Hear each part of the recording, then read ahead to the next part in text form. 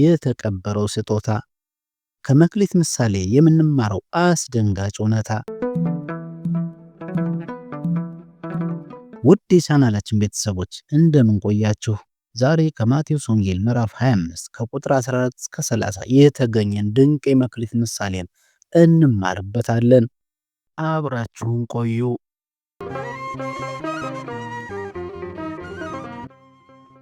ብዙዎቻችን በውስጣችን ትልቅ ሀብት ይዘን ግን ምንም የለኝም እያልን እንኖራለን። በውስጣችሁ ያለውን ድንቅ ችሎታ ለምን እንደቀበራችሁት አስባችሁ ታውቃላችሁ? ዛሬ በዓለም ላይ ካሉ ታላላቅ የንግድ መሪዎች እስከ መንፈሳዊ መምህራን ድረስ የሚጠቀሙበትን የሰው ልጅ የስኬት ምስጢር የያዘውን የመክሊት ምሳሌ በጥልቀት እንመለከታለን። ይህ ታሪክ ሃይማኖታዊ ብቻ ሳይሆን የሕይወት መመሪያችንም ነው።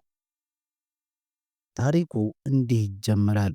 አንድ ባለጸጋ ጌታ ወደ ሩቅ አገር ሊሄድ ሲነሳ አገልጋዮቹን ጠርቶ ሀብቱን እንዲያስተዳድሩለት አደራ ሰጣቸው። አከፋፈሉም ዝም ብሎ ሳይሆን እንደየአቅማቸው ነበር። ለአንደኛው 5 መክሊት። መክሊት በወቅቱ በጣም ታላቅ የመገበያያ ገንዘብ ነበረ። ለሁለተኛው 2 መክሊት፣ ለሶስተኛው ደግሞ 1 መክሊት ሰጥቶ ተለያቸው። 5 እና 2 የተቀበሉት ሰነፎች አልነበሩም። ጌታቸው እንደወጣ ወዲያው ወደ ሥራ ገቡ። ደከሙ፣ ነገዱ፣ አተረፉም። ውጤቱም የሚገርም ነበር።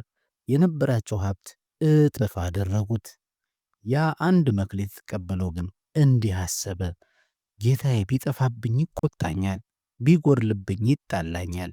ስለዚህ ከምጋፈጥ ይልቅ ብደብቀው ይሻላል ብሎ መሬቱን ምሶ ወይም ቆፍሮ ቀበረው።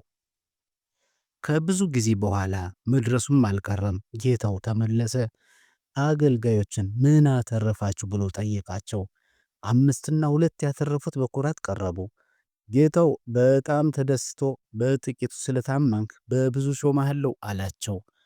መጨረሻ ላይ ያ ቀባሪ አገልጋይ መጣ፣ እንዲህም አለ፣ ጌታ ሆይ አንተ አስፈሪ ሰው ስለሆንክ ፈርቼ መክሊትህን ቀበርኩት፣ ይሄው ገንዘብህ። ጌታው ግን አልራራለትም። አንተ ክፉና ሰነፍ አገልጋይ፣ ካልዘራሁበት እንደማጭድ ካወህ ለምን ለነጋዴዎች አልሰጠኸውም?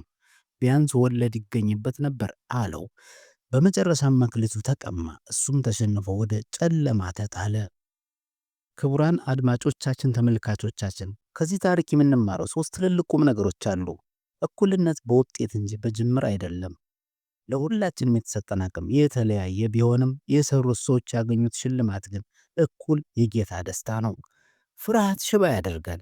ሶስተኛው አገልጋይ የከሰረው ገንዘብ ስላልነበረው አይደለም፣ እከስራለሁ ብሎ በመፍራቱ ነው። ዛሬ እናንተ ምንም ፈርታችሁ ቁጭ ብላችኋል?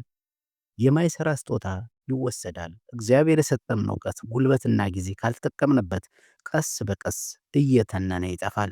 ውድ የቻናላችን ቤተሰቦች መክሊቶቻችሁን ከመሬት ውስጥ አውጡት። ዛሬውኑ መስራት ጀምሩ። በውስጣችሁ ያለው ጸጋ ለዓለም እንዲበራ ፍቀዱለት። ቪዲዮውን ትምህርት ከሆናችሁ ላይክ አድርጉት። ሌሎች እንዲነቁ ደግሞ ሼር አድርጉት። ለቻናላችን አዲስ ከሆኑ ሰብስክራይብ ማድረግ እንዳይረሱ። በቀጣይ ቪዲዮ እስከምንገናኝ ቸርን ሰንብት።